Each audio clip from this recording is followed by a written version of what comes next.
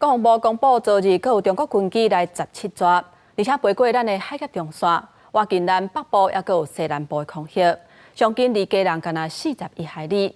那美国众议院是通过953亿美金，针对乌克兰、以色列也佫有台湾等等印太国家援助的法案。那咱国总统府嘛表达感谢。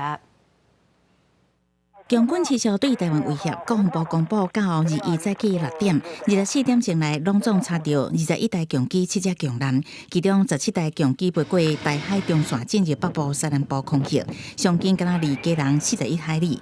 对这代志，空军前副司令张延廷表示，强机为这飞到总统府的天顶，可能敢若4-5分都不会到。国军恐惊无预警的时间，大概4分到5分钟就可以到了总统府，总共时间。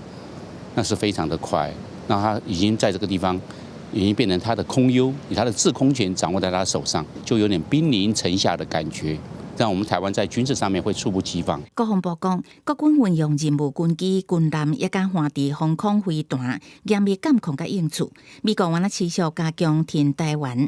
美国联邦众议院20通过总计达953亿美金的援外法案，向乌克兰、以色列甲台湾提供安全援助。It's a dangerous time.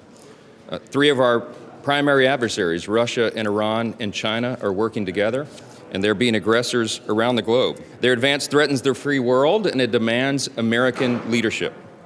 If we turn our backs right now, the consequences could be devastating. 对于美国国会在中东冲突加剧、俄罗斯侵乌战争持续之际，仍然同意编列81.2亿美元，以确保台海的和平稳定。国防部要表达感谢。总统府嘛感谢美国国会各再用具体的立法行动，落实美国对台湾的安全承诺，也甲提升台美安全合作。众议院审议的3个拨款法案，分别是608亿美金协助乌克兰抵抗俄罗斯入侵，264亿美金援助以色列，各向加沙也甲其他冲突地区提供人道援助。另外81亿美金协助台湾、菲律宾这些印太区域国家强化威慑能力，因应中国的威胁。记者综合报道。